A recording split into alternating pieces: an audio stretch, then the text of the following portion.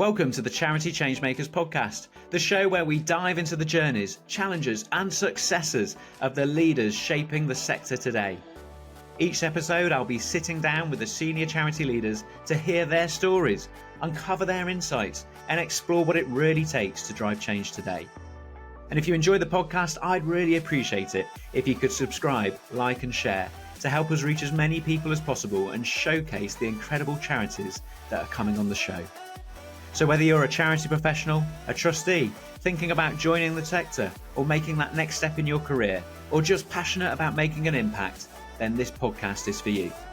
Let's get started.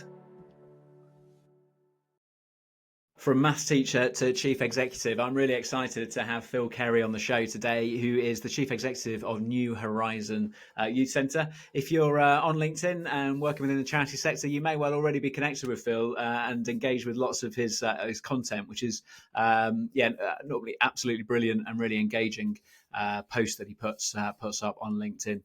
We're going to talk a little bit about that as well and the opportunities that have come through building that network on LinkedIn for him as a chief executive in the charity sector. We'll also talk about some of the things that have helped him along his career journey to date, as well as hearing more about New Horizon, the incredible work that they're doing and ways in which we can support them in their vision and their mission for the young people that they're working with. Anyway, that's enough from me. Let's get on and meet today's changemaker. Well, it's great to have Phil on the Charity Changemakers podcast today. Really pleased that you've been able to join us, Phil. So, thank you for making the time. We kick off all of these. If you can quickly, introduce who you are, what you do, where you work, that'd be great to hear. Yeah, so I'm Phil Kerry. I'm chief exec of an organisation called New Horizon Youth Centre. It's a youth homeless charity in London. We support 18 to 24-year-olds who've got nowhere else to go. So we have about 1,500 homeless young people coming through the doors of the centre each year, and we provide a range of services to get them back to independence, including ultimately housing. Yes, right, okay, brilliant. That's great, lovely. Thank you for that. We're going to dive obviously through the podcast and find out more about the organisation as we move through. But for this season, we've got some quick fire questions that we've been asking all of the guests that are coming on. These are given to us by the listeners actually from Series 1. They've come up with these questions. So obviously I've prepped you ever so slightly and I've written them down so that I make sure that I get them right. They're not quite episode 3 ingrained in my mind. But the first one is, what are you listening to or reading at the moment? So I've got a bit of a confession because I used to be an absolutely avid reader. I used to read as many as sort of 2 books a week, but I think the last couple of years since the pandemic, having kids, I think phones as well has kind of got me out of reading a little bit. What I do is listen loads to podcasts, and I do try and listen to quite different things. Inevitably I listen to political stuff because I'm interested in it just generally and because of work, but I try and listen across a range of different topics just so you get different viewpoints about the world, really. Yes, yeah, absolutely. Yeah, I think the podcasts, they're just so, I recognise that I'm speaking on one, and you could put in a plug there for the Charity Changemakers podcast, of course, but I mean, they're just so accessible, aren't they? You can do it while you're listen to walking the dog or you're on the bus. Communicating brilliant ideas. Yeah, I mean, it is a new way of getting knowledge, isn't it? That didn't really exist probably in this way a decade ago. No, absolutely. No, that's great. Second quick fire question for you. I really like this one. What is a quality that you had as a child that you still have as an adult? So I think I will probably talk about my career a bit, and I would definitely define myself as a generalist. And I think to an extent that's because of my childhood and what I'm like now, where I know I have this trait in me. It's both a good thing and a bad thing, where I go all in on something. So my dad always sort of says, "Oh, you don't do anything by half." So I get really obsessed with something. I try and learn it, master it, and then I just get bored because I think, well, I can kind of do it. I'm not going to be world champion or best at it. And then something else piques my interest. So I think probably that just getting really into and trying to master things, but then sort of collecting hobbies almost. Yes, yeah. Oh, that's really interesting. That's quite a common CEO trait. I think we might end up talking a little bit more about that. And final quick fire question for you then: if you've got a completely free day, what's the current hobby of choice? How are you spending it? When the weather gets better, I love being in the garden, and generally I just love being outdoors. I spend a lot of time thinking that I could do with a day that isn't work or having kids to look after. But I think generally would be that my best days are always with the family, with my partner and my two young girls, and Yes. can be outdoors on a beach, ideally ending the day with a barbecue as well. That would Yeah. do me Yeah. quite nicely. Yeah, amazing. And those better weather days are coming. So yeah, they're coming. Slowly. Yeah, indeed. Great, that's really, really helpful. I know the quickfire questions, it's a really nice way, obviously, for listeners just to get a little bit of an insight into you as an individual, get to know you a little bit better. And this podcast, obviously, is very much a way of spending time with senior leaders across the charity sector and learning about their career to date, things that have inspired them along the way, that have motivated, that have helped, but maybe challenges that and different things that people have faced. It always feels like a really broad sort of opening question when I sort of ask people how they got into the sector, because I think out of all of these that we've done so far, we've only had one person say, "Oh yeah, I grew up definitely wanting to work in the charity sector." It's quite rare, people just find themselves here. So yeah, I'd be really interested into what that route in was for yourself, Phil. It definitely wasn't deliberate. I actually started life as a maths teacher, so I was a kind of classic person at school where I was very good at maths, and I ended up doing a lot of maths and physics A levels, and ended up doing a maths degree. And on the back of it, became a maths teacher. And I think when I was doing my teacher training, well, before I did my teacher training, I travelled in Africa, and I actually met on a beach again in Malawi. I met a nurse who was working for VSO, and I didn't know what that was at the time. And she was talking about, oh yeah, I'm here as a volunteering as a nurse with voluntary service overseas. Yeah. I think that planted this seed in my head, and so actually as a teacher, I went to do VSO, and I got placed in Eritrea for 2 years to teach there in a village called Hal up in the mountains in the north of Eritrea, sort of near the Sudanese border. And that experience, opened my eyes to all sorts of things, but I think it really cemented the need for these charitable organisations and the work they do. It also, to an extent, slightly killed my teaching career, because I was teaching 70 kids a day, often back to back, all through the year. And I probably again, going back to my generalism, I sort of felt like I'd done my bit with it. Yes. But I also got much more interested in what happens outside of school. I think that's ultimately the thing that then led me into the youth sector, and over a number of years into the job that I am in today. Those programs, those opportunities to do things overseas, I think, can really, we've heard it from a few different people in different ways, where suddenly it just opens eyes up to a sector where I'm sure I reflect on I did a gap year when I was 18, and that kind of opened my eyes up to the sector. But actually, I come across charitable organisations before. I just don't think I'd realised that they were in the impact not-for-profit profit sector. So yeah, I think it's always a sort of fascinating journey in. So you're teaching, you've had this experience abroad. What's that next step then for you into the sector? It was I moved back to the UK. This was 2004 to 2000. So I was there for 2 years, and I moved back in 2007, and had to move back in with my dad for a bit, which was kind of awkward, because quite happy for me to be there, I'm sure, but after a while it's like, come on. It was quite difficult, and it's interesting. Like, it is quite difficult finding that first job often in the sector. And a lot of people would ask me, "Oh, how'd you get into the sector?" And it is that difficult first thing of getting a job, even though you have some experience. Yeah.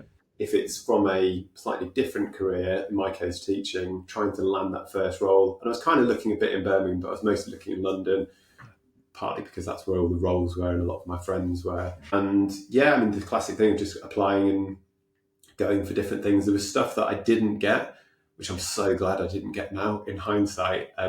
But I ended up getting a job with a fantastic small little organisation that was originally set up by young people called Envision. And I think in many ways that was the kind of making of me. I think a lot of people who worked there in that period think it was the making of them. It was all about supporting young people to volunteer and do social action, but it had an amazing internal culture that was very empowering, gave a lot of people early on in their career a lot of autonomy for a growing organisation. I think it probably made a lot of us in what was a fun, dynamic, almost like a sort of start, like when you hear people talk about tech startup, it was that build the plane as you fly it, exciting, learning on the job. So yeah, that I think was the thing that got me really, really interested in it, and probably to an extent progressed me into management, thinking about people, systems, how you get stuff done. Absolutely. Yeah, no, it's really interesting. And I mean, particularly actually in the market at the moment, I mean, obviously on the recruitment side, we're obviously talking to people all the time. And actually one of the things I would say, we've had a massive increase in the amount of inquiries that are coming from people from within education and how they might make that switch. I know we're talking, coming up, 18 years later, but it's a tough environment, schools at the moment. And I was talking about this the other day. In schools, ironically, are well resourced and better paid than compared to, say, the youth sector and youth work, which the bit of the world that I'm in. And we definitely need more youth workers, and we definitely need more profile on this as a career in industry as well. Yeah. I suppose it's quite a different. I don't know. I guess within teaching, you're sort of colouring in within the lines, right? And I guess when it comes to youth work and working with people in the homeless sector, I guess it's a very different approach and a different type of delivery. Although, of course, still within the same realms of and the best outcomes. The best of both will do a bit of both as well, won't they? As well. I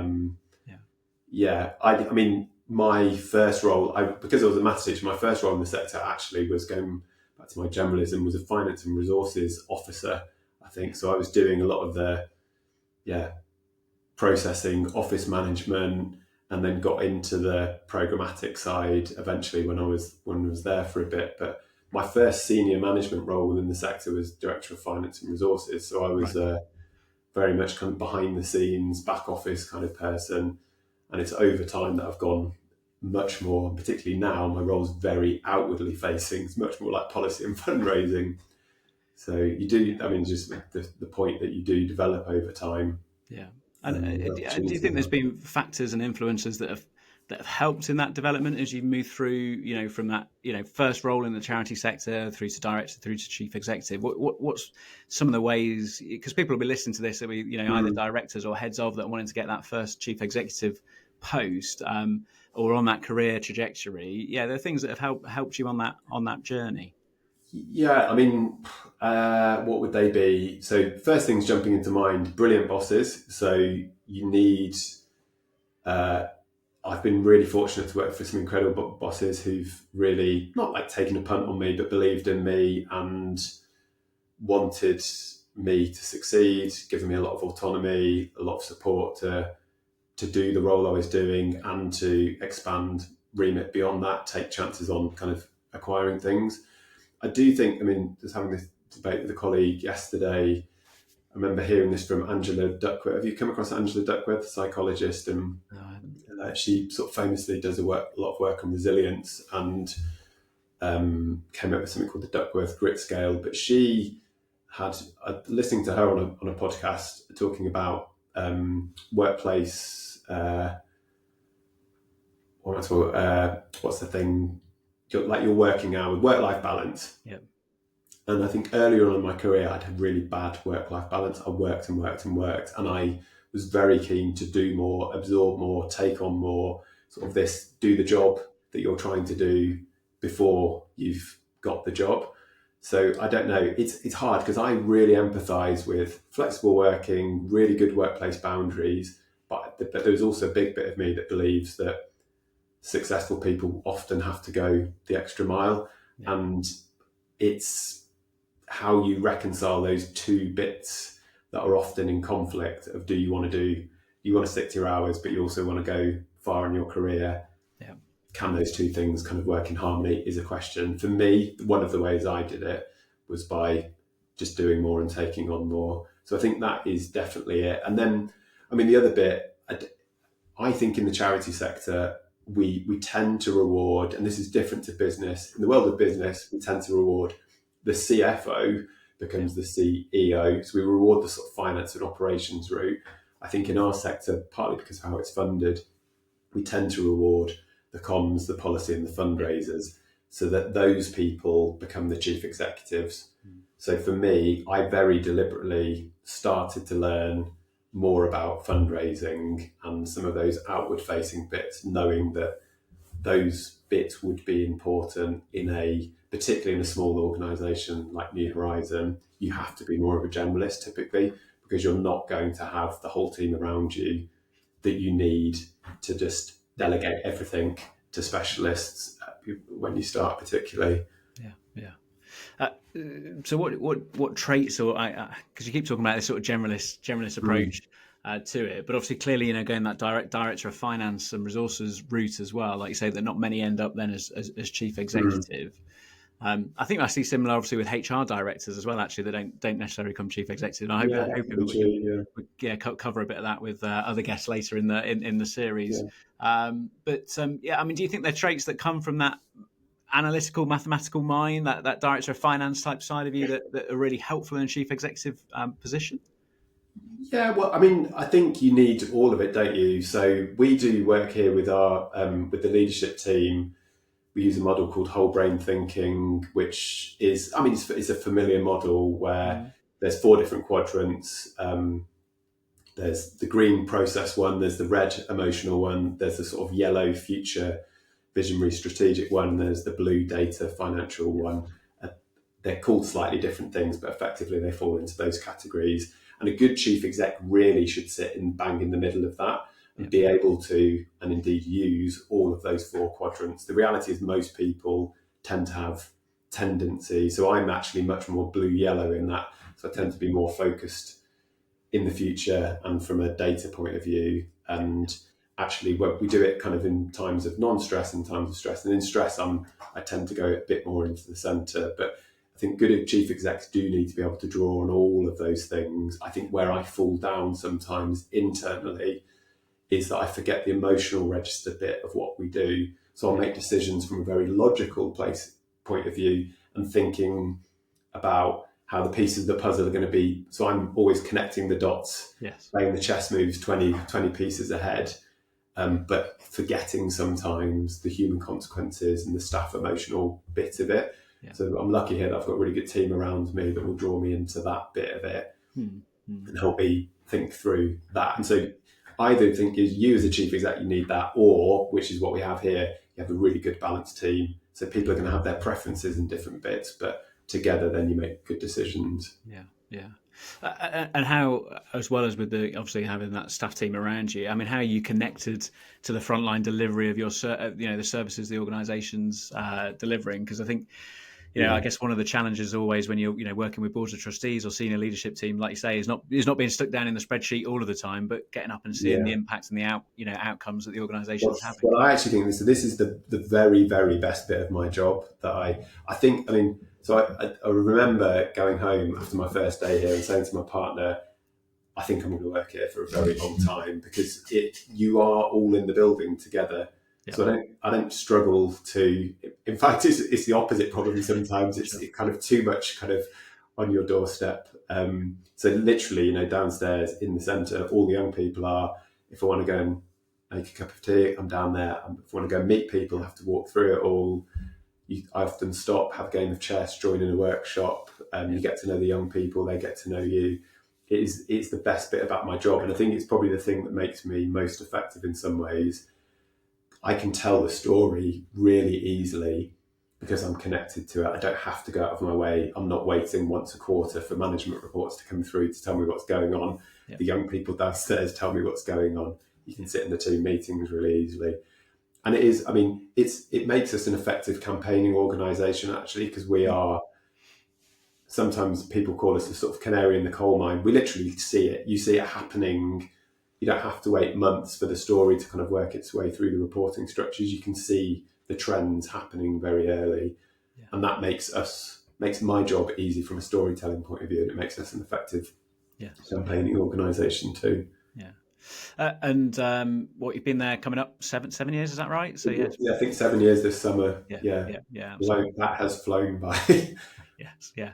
and some fairly significant challenges out in the world over the last 7 One or years. two. Phil, for you Yeah. to overcome. I mean, obviously, reflecting on that initial, I'm going to be here quite a long time. I suspect you didn't have a clue as to some of the things you would, obviously face, from a global pandemic to cost of living crisis to Yeah. obviously, a change in government as well, right? And Yeah. potential knock-on effects on funding and things like that. I mean, what have been some of the challenges that you've had to face over the last few years?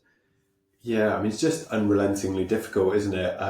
I find myself being quite, not downbeat, but talking to people come visit here all the time. They say, "Oh, how's it all going?" And I reel off a list of things that are bad, and I do deliberately want to stay optimistic because I do believe that things can and will be better. But yeah, there have been. I had about 18 months here of finding my feet before the pandemic hit, and I was reflecting back on the pandemic the other day actually, and I mean, it was just, no one has a rule book for any of this, do you? And if you're new in leadership, and indeed if you're established in leadership, trying to feel your way through this with so many moving parts and trying to understand the different dynamics about what's going on was difficult. I do actually think the organisation came through it stronger. Yeah. I do also think it's probably left some lasting damage on us all, the staff team here, myself. We haven't really had time to process any of that because you're straight into the next thing and the next thing and the next thing.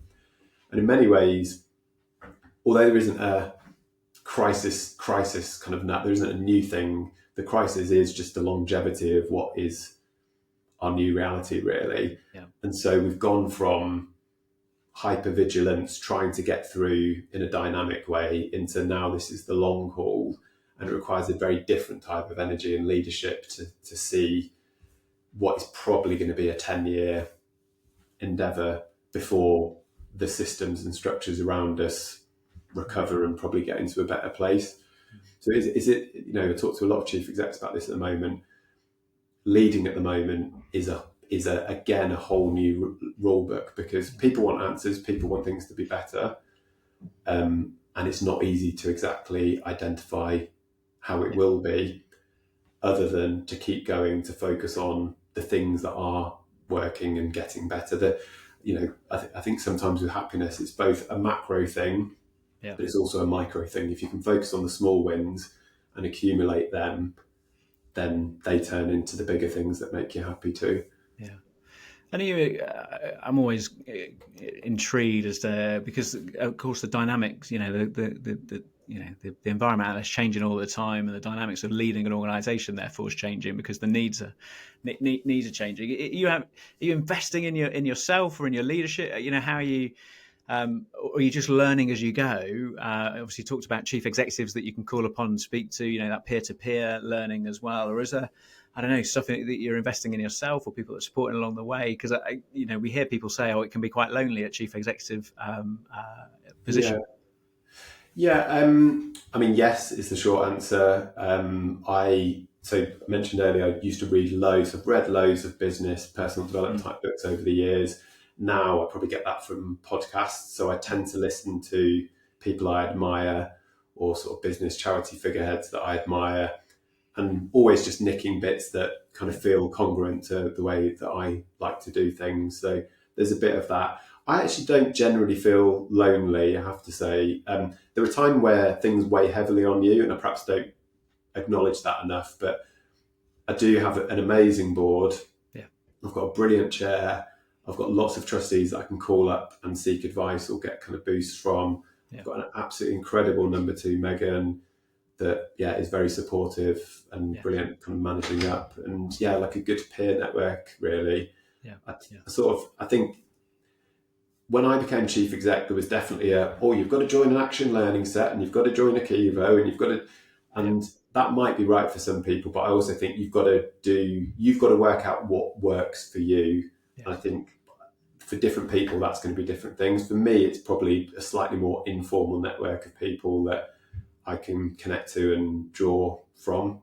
Than very formalised things that have to be done at particular times. Because in reality, a lot of the time I'm fine, and when I need help, I really need help. Having a weekly or a monthly kind of action learning set isn't necessarily the way that kind of works for me.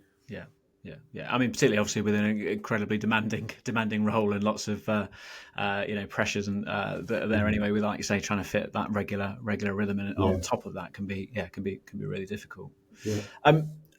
And talking of networks, I mean, actually, Phil, the reality is we've never met.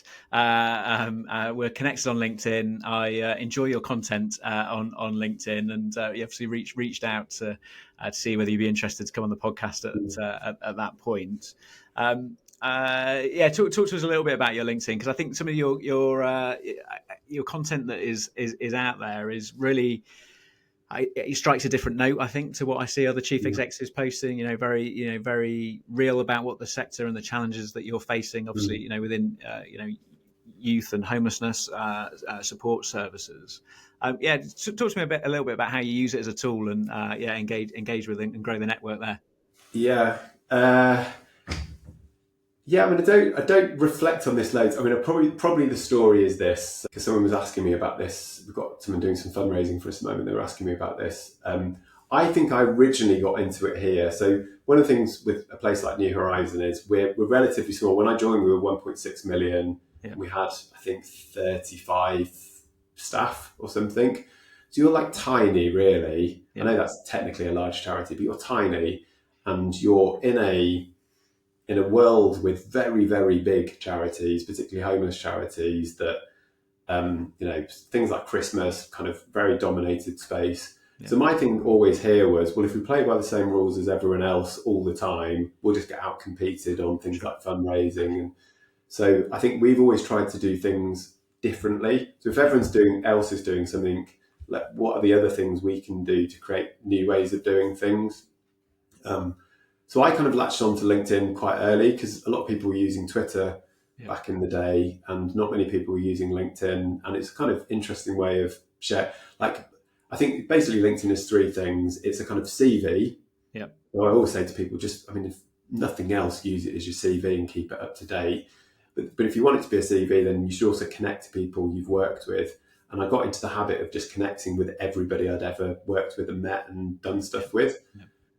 And then obviously it's a communication tool. So then if you've connected to people, they like your content, and then it actually helps you grow the network and grow your communications. So I've been using it for ages, and I'm very much conscious that I'm in my, oh, Phil, you never do anything by half stage with LinkedIn. So I'm like all in on it at the moment and using it loads. And if you want to do that, then I think you have to tell interesting stories and not just send endless sort of selfies of me at the centre, which, I'm sure some people will like, but they're not going to want to see it every day kind of thing. So I just got into telling stories about the sector. The things, like someone said to me with blogging, you should just blog about things that kind of, the questions you get asked or the frustration, just treat it like you're down the pub having a conversation about life. And that's how I do it, really. It's like I'm talking to people I know about the frustrations and my thoughts, and using it to an extent to test out thinking, like putting arguments out there, seeing what people say. Do they agree? Do they not agree?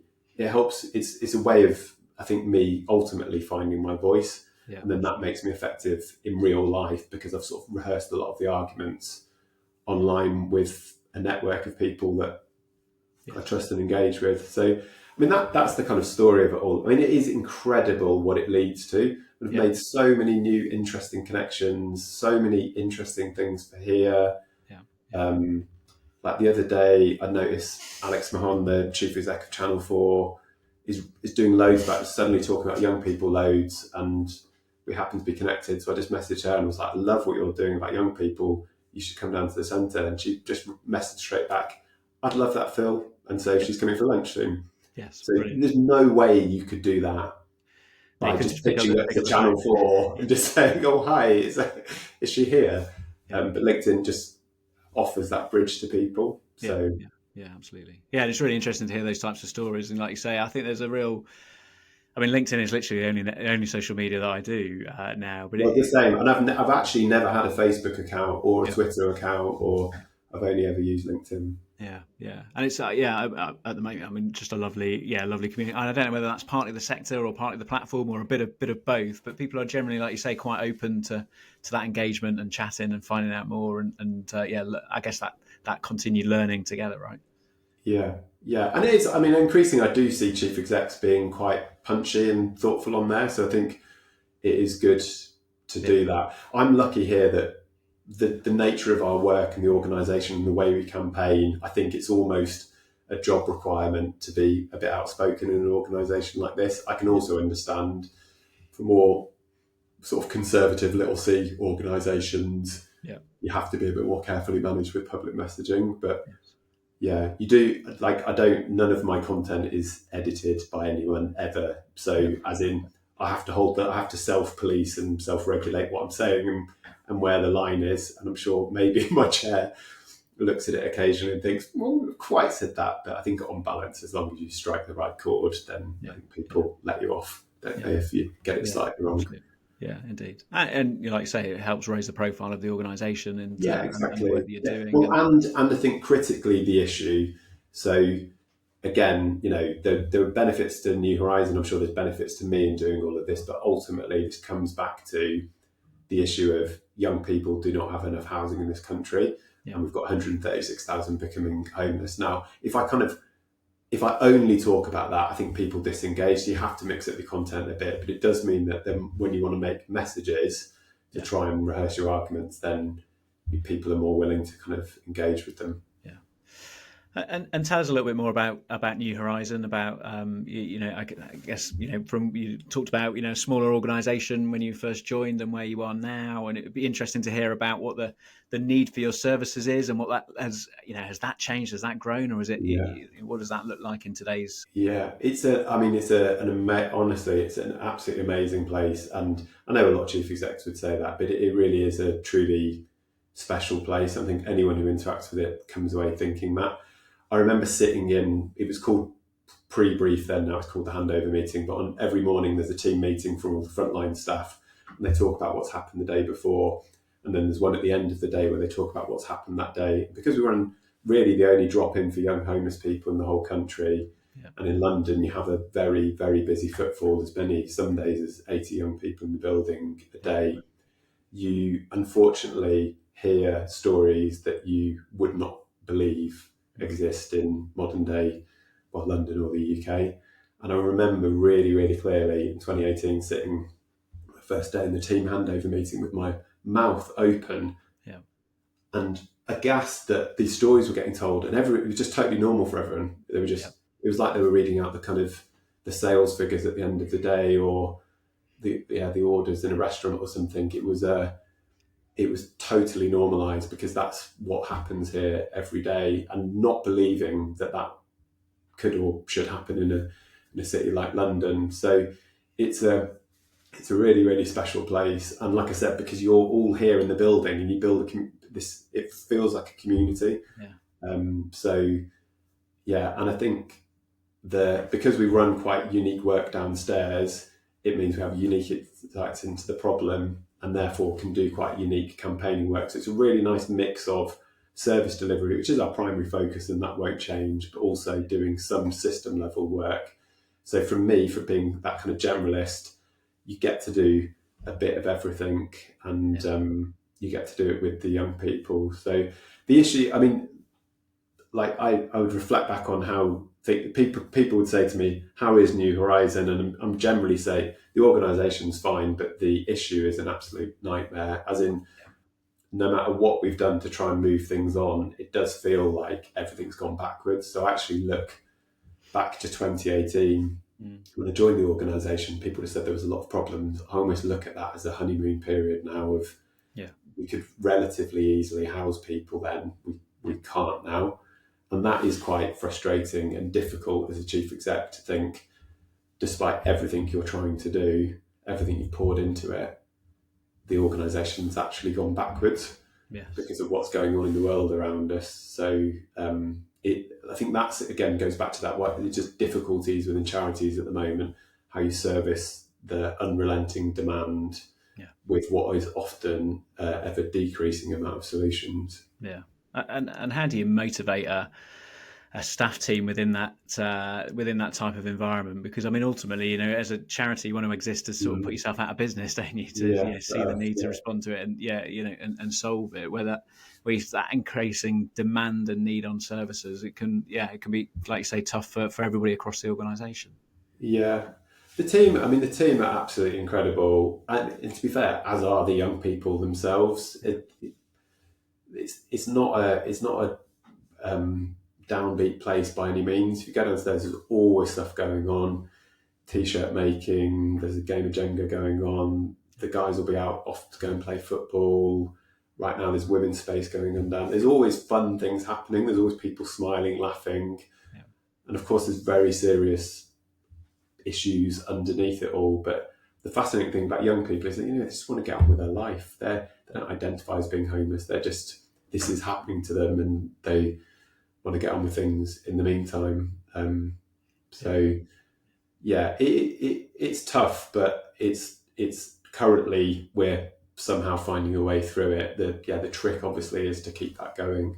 Yes, and you mentioned about sort of funding difficulties or changes or challenges that come with the funding circle. Is that, I guess, has your income models had to change over the years? Are you doing different ways to try and generate income? I don't think it's changed at all, actually. So our fundraising split percentage, our fundraising has gone up. So we've probably gone from, we've almost trebled actually in that time. So we'll raise 4.5 this year, probably 5 million next year. Yeah. But where that comes from is still largely the same. It's just we've sort of grown and deepened in all of the relative areas. So most of our money comes from trusts and foundations. We do get some public sector money through grants, and we increasingly do sort of corporate and individual work. But we're fairly well spread across those three areas. So it does give us a good flexibility if one is a bit more challenging. We've tended with the corporate stuff because we're in King's Cross, Euston, and we've had this big development, sort of pointing out the window at it, where fortunately for us, some of the biggest businesses in the country, like Google, Samsung, Sony, Nike, have all put their European headquarters a stone's throw from the centre. So it does mean there's quite a lot of big organisations that you can work with, and indeed we do. Yeah. And how do you manage to get in the door of, like you say, you clearly in comparison to those types of organisations, you're obviously, tiny, small organisation. How do you get into those? Honestly, one of the ways, LinkedIn. Yeah, it's worked well. We make so many approaches to people on LinkedIn. The number 2 for Google, UK and Ireland, met on LinkedIn, invited him down, came down straight away. Is again an amazing tool. We used to run an event called 10 Days to Take on Youth Homelessness with the local developers, Argent, and that was one focal point in the year around World Homeless Day. We'd use that as a kind of hook for people. So if you could get them doing one thing for us during those 10 days, even if small, it was a foot in the door. So again, it's just that trying to think. Our thing always with the local businesses was Christmas is so busy in terms of marketing from charities, and particularly homeless charities. So we actually went all in on World Homeless Day because no one was really doing anything around that. So that's, again, one of those examples of trying to play by a different set of rules to other people. Well, everyone's doing everything at Christmas. Let's create some events and things around World Homeless Day before the Christmas period kicks in. And we'll use that as our foot in the door with the local businesses, and that has served us quite well. Yeah, brilliant. Obviously, you've shared quite a bit about New Horizon, which is great. For anyone that's listening or watching the podcast, so clearly there's probably a website that they can come and read more information about. But are there different ways in which people can support or get involved, or campaigns that you've got going on at the moment? We don't have any campaigns at this moment because we are sort of between. Well, all our campaigning work has been on getting the government to adopt a strategy to end youth homelessness, and they've committed to one to end all forms of homelessness. So now we're just making sure that there's a strong element about young people in that. We're asking for a chapter dedicated to young people in that strategy. We will wait and see whether that happens. So we might kick up the campaign if it isn't there, or be pleased and work with the government if it is. There is a website. It's nhyouthcentre.org.uk. I think on the front page there'll be somewhere about donating and getting involved. Brilliant. It's all on the website. We'll be sure, obviously, when the podcast goes out, as long as you're happy, Phil, we'll be sure to tag you and obviously the organisation as well, and obviously put the relevant links in the show notes as well. One of the questions that I always like to ask people on the podcast when they come and share with us, if you could go back to the start of your career and give yourself one piece of advice, what do you think it would be? The thing I often think about and sometimes write about on LinkedIn is, and I got this off Simon Sinek, who, it's not his idea, but he popularised it, was this notion of the infinite game. I don't know if you've come across this, but there are finite games and infinite games. Finite games are clearly games you wish to win, like chess or football. Infinite game says that there is no start or end and the game continues. And I think people often play work like it's a finite game. They try and win something. They try and outdo someone, compete. And actually what goes around comes around. I believe really strongly that work and life really is an infinite game. And actually the more you give, the more you will get. And that's counterintuitive sometimes, but the more you can help other people achieve, including other charities that you would deem as competitors, or if you help them, that help will come back to you tenfold. It's I love the Beatles lyric, the love you make is equal to the love you take. It's Abbey Road's probably my favourite album, and it's the last line on Abbey Road. And it is very true. The love you make is equal to the love you take.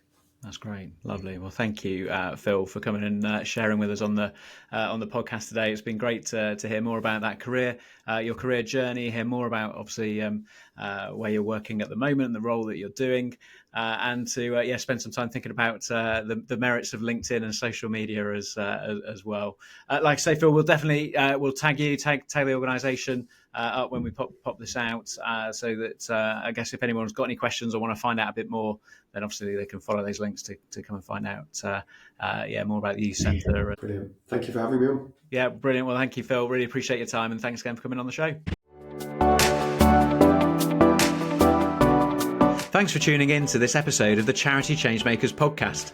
I hope you've been inspired by the incredible work being done across the charity sector. And this episode is proudly brought to you by my business, Charisma Charity Recruitment. We are passionate about delivering top-tier recruitment services to the charity sector that we care so much about. If your organisation is looking for expert support, then we'd love to help. Please do get in touch today. If you've enjoyed today's conversation, please leave a review and don't forget to subscribe, like and share, because it helps us reach more people and showcase the amazing charities that come on the show.